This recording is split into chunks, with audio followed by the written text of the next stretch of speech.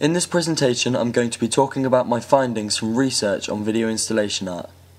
One very successful artist I've focused on is called Bill Viola. Bill Viola has created many different installation art pieces such as Reflecting Pool, The Passing, The Greeting, The Crossing, and many more.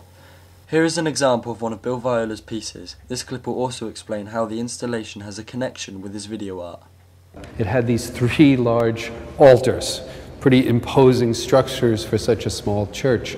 So I didn't really know exactly how I should approach this, and even really what I was going to do. I was completely empty, actually, which is a blessing in disguise sometimes. So I began to really focus on these altars and realize that as per the original development of the origins of Christianity, these altars actually are a place where the dead kind of reside and connect with those of us, the living, who are here on earth. And they really are a connection between, a cross between a tomb and an altar, a place to pray. So you have these individual plasma screens mounted on the altars. And each one is separate individual, shows a series of people one by one coming towards us from a very dark, obscure place. The image is black and white, and they pass through this invisible threshold in the form of a wall of water, which is so clear and transparent you can't see it.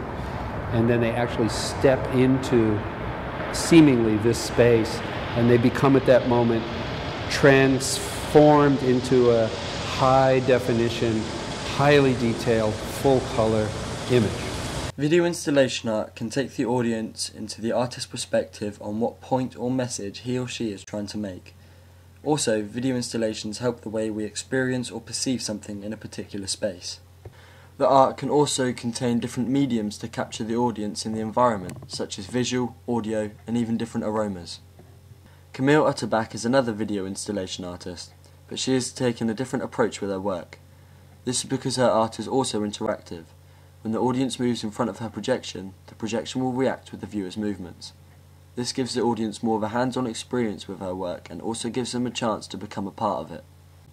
Here is a clip of one of her interactive pieces, titled Text Rain.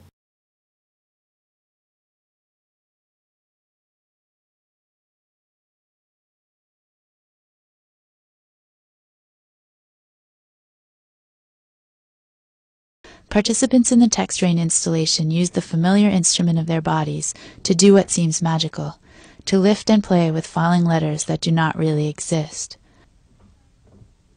If a participant accumulates enough letters along their outstretched arms or along the silhouette of any dark object, they can sometimes catch a word or even a phrase.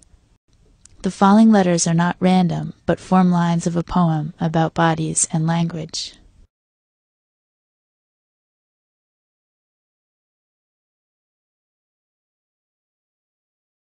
Jordi Coloma is a Spanish artist born in 1962, and he first started working on sculptures that gradually incorporated an architectural scale. In 1996, Jordi Coloma started to work on micro-narratives where characters are confronted by sculptures and props. Years later, Jordi Coloma created video art that included replicas of real buildings but put on a different scale.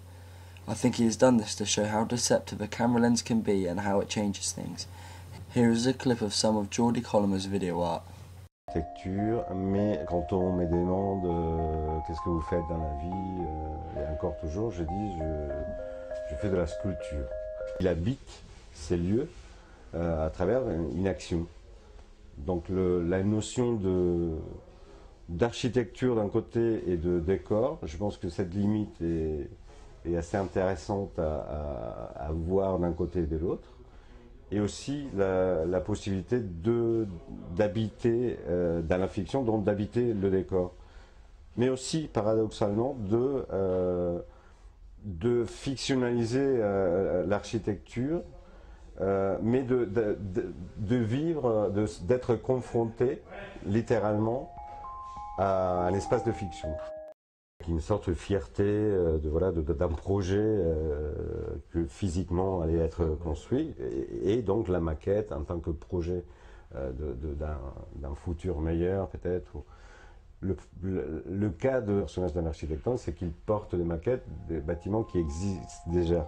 Il apporte une dose de fiction. La perception qu'on a de cette réalité, elle change du fait qu'il y a quelqu'un qui représente la même chose, mais dans ce même scénario de réalité.